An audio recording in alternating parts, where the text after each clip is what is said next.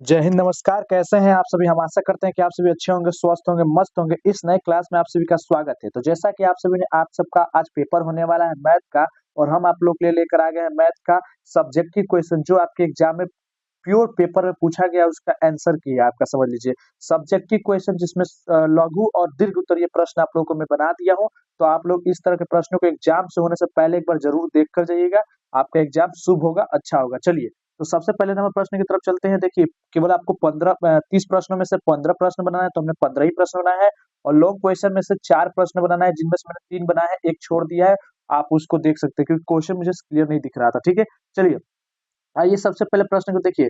पहला यहाँ पर था नंबर का, देखिए मैंने सॉल्व कर दिया। सभी प्रश्नों का मैंने आसान शब्दों में सॉल्व कर दिया है। आप फटाफट इसको देख करके बढ़िया से समझ लीजिएगा। ठीक है, क्वेश्चन से देखिए, द्विघात बहुपद। ठीक है, ये द्विघात बहुपद दिया था। ठीक है, उससे क्या नहीं पूछ रहा था आपसे?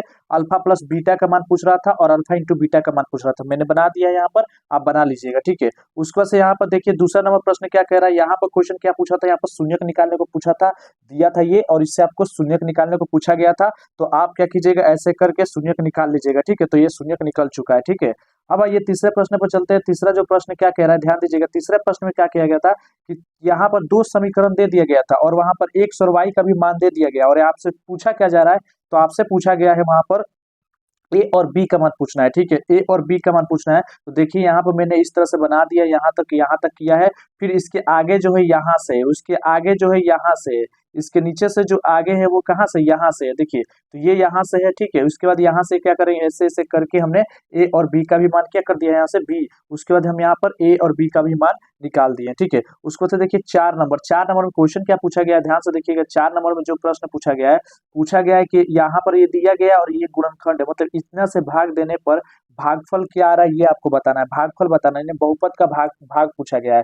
तो मैंने यहाँ पर भाग दिया है। देखिए यहाँ पर कट करके आंसर क्या आ गया, 4x+3 आ गया है। ठीक है, तो ये भी मैंने बना दिया। यही आपसे क्वेश्चन पूछा था 4 नंबर में। ठीक है, अगला जो 5 नंबर क्वेश्चन क्या पूछा है, 5 नंबर जो क्वेश्चन पूछा है आप लोग से, वो पूछा है आप लोग से, ध्यान दीजिएगा।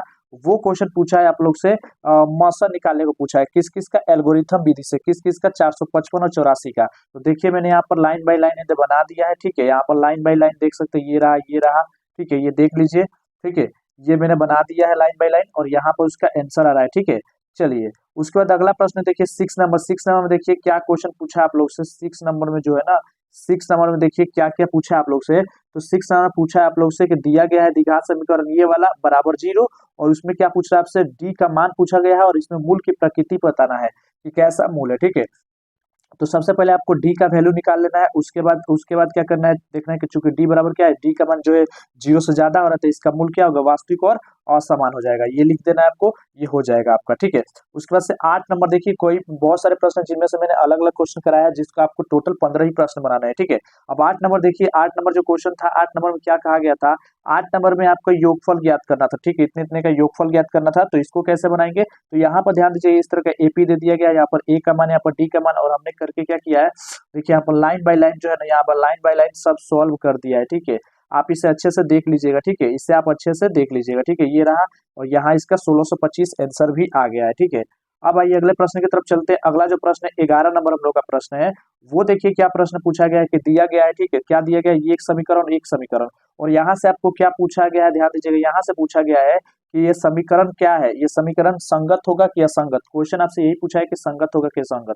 तो सबसे पहले इसको सॉल्व कीजिएगा, इन दोनों समीकरण को इस तरह से, और यहाँ पर लास्ट में देखिएगा ये नॉट इक्वल टू आ रहा है, इसलिए असंगत हो जाएगा। ठीक है, चलिए आगे बढ़ते हैं हम लोग आगे की तरफ। 14 नंबर देखिए, 14 नंबर पूछा गया है कि बड़ा गोला दिया गया है, एक छोटा गोला दिया गया है, बड़े गोले की त्रिज्या दे दी गई है और छोटे गोले की त्रिज्या दी गई है, और आपको गोले की संख्या पूछा जा रहा है। तो जो अब गोले की जो संख्या पूछा जा रही है, अभीष्ट गोले की संख्या आप लिख सकते हैं। मैंने अभीष्ट छूट गया है, आप लिख लीजिएगा अभीष्ट गोले की संख्या बराबर क्या हो जाएगा, बड़ा गोला का ऊपर और छोटा गोला का नीचे, कटाएंगे फटाएंगे तो क्या होगा, देखिए आगे यहाँ पर कितना आंसर आ जा रहा है इसका। इसका आंसर जो है 27 आ चुका है। ठीक है, अब आइए इसके बाद अगला क्वेश्चन जो है, अगला क्वेश्चन क्या है इसमें, अगला क्वेश्चन मैंने 15 नंबर बनाया है, और 15 नंबर क्या क्या दिया गया, अर्धगोले खेत का व्यास दिया है, तो जिससे मैंने त्रिज्या निकाल लिया है, उससे आपको परिमाप पूछ रहा है। ठीक है, तो परिमाप का फॉर्मूला क्या होता है, और परिमाप का जो फॉर्मूला होता है याद रखिएगा, R इंटू पाई प्लस 2 होता है। तो यहाँ पर मैंने फॉर्मूला का यूज किया, तो आंसर कितना आ गया, 18 सेमी आ गया है। ठीक है, उसके बाद 17 नंबर क्वेश्चन देखिए क्या पूछा गया, दिया गया है इतना cos square into 1 plus ten square theta बराबर 1, यानी आपको एलएचएस और एलएचएस को बराबर करके दिखाना है, बस साबित करना है एलएचएस आरएचएस। तो देखिए मैंने यहाँ पर साबित भी कर दिया आप लोगों को। देखिए एलएचएस लिया है कोस स्क्वायर, आपको पता है कि इसका मान क्या होता है, इसके वैल्यू के बराबर होता है, तो इसके बदले मैंने ये लिख दिया है। और आपको पता है कि सेक का उल्टा ये होता है, तो देखिए मैंने यहाँ पर उल्टा कर दिया, तो दोनों एक दूसरे कट गए हैं। और आरएचएस का मान 1 था और एलएचएस का भी मान 1 आ गया, अतः ये दोनों भी क्या हो गए, प्रूफ हो गए। ठीक है, उसके बाद आइए आपका 18 नंबर क्वेश्चन देखिए। 18 नंबर भी क्वेश्चन क्या था, सिद्ध करने वाला था। ये जो है एलएचएस और आरएचएस को आपस में सिद्ध करना है। तो देखिए मैंने एलएचएस को यहाँ पर क्या किया है, लाइन बाय लाइन जो है उसका हर परिमेयकरण किया है। फिर उसके बाद से देखिए यहाँ पर ये किया है, ये किया है, और लास्ट में देखिए फाइनली देखिए यहाँ पर जो फाइनली देखिए यहाँ पर इसका जो है यहाँ पर आंसर आ गया है। एलएचएस और आरएचएस आपस में क्या हो गए, बराबर हो गए हैं। ठीक है, अब आइए आगे एक और क्वेश्चन है आपके सामने। 20 नंबर क्वेश्चन क्या है, यहाँ पर ध्यान देंगे।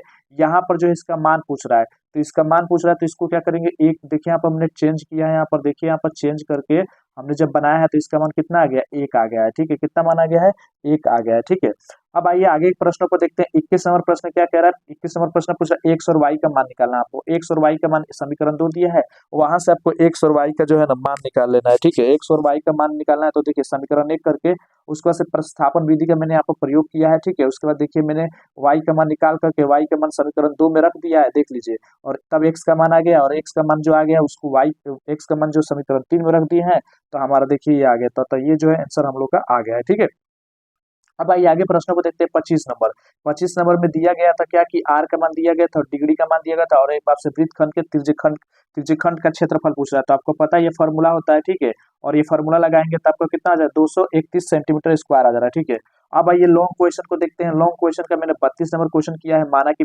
आपसे पूछा गया था कि दो वर्गों का जो क्षेत्रफल था, सॉरी उनके वर्गों का जो क्षेत्रफल था शायद 668 कैसे था, और उसका जो वर्ग का परिमाप था वो 24 का अंतर था। ऐसे ही कुछ क्वेश्चन है। ठीक है, तो उसमें मैंने यहाँ पर बना दिया ऑलरेडी क्वेश्चन को, ध्यान से देखिएगा। ऐसे ही ये लिख देना है आपको धीरे धीरे, ऐसे सेम टू सेम आप लिख दीजिएगा, आपको पूरा का पूरा नंबर मिल जाएगा। देख लीजिए, ये रहा सेम टू सेम। मैं आपको बता देता हूँ, यहाँ पर ध्यान दीजिएगा, यहाँ पर कंफ्यूज हो जाएंगे, तो मैं आपको यहाँ पर जानकारी के लिए बता दूँ, ध्यान दीजिएगा। यहाँ पर आप जानकारी के लिए ध्यान दीजिएगा। तो सबसे पहले आपको ये वाला लाइन लिखना है, ये वाला लाइन चलना है। ठीक है, ये वाला लाइन चलना है, आपको नीचे जाना है, नीचे जाना, नीचे जाना, नीचे जाना, नीचे जाना है। कहाँ तक जाना है, यहाँ तक जब पहुंच जाएंगे, यहाँ तक जब पहुंच जाएंगे, यहाँ तक पहुंच जाएंगे, उसके बाद उस वाला लाइन में जाना है।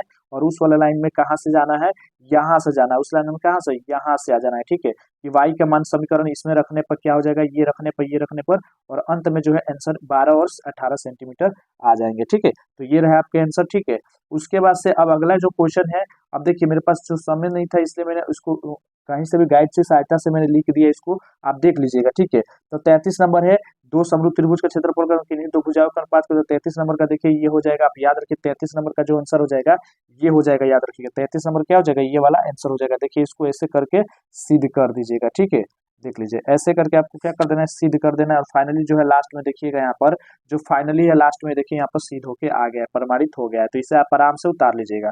अब ये 34 नंबर भी क्वेश्चन देखिए, ये कहा गया था क्या कि बहुमंजिलिया भवन शिखर वाला, ये सेम टू सेम क्वेश्चन पूछा गया, तो उसको सेम टू सेम क्या कीजिएगा, ऐसे ही सेम टू सेम यहाँ पर देखिए ऐसे ही है, ऐसे ही बना लीजिएगा। ठीक है, कोई दिक्कत नहीं है, ऐसे ही बना सकते हैं। ठीक है, गाइड का है थोड़ा सा, लेकिन बिल भी आप बना सकते हैं। ठीक है, ऐसे ही बना लीजिएगा, आपका जो आंसर यहाँ पर आ जाएगा। ठीक है, मैं उम्मीद करता हूँ यहाँ तक आपने देखा।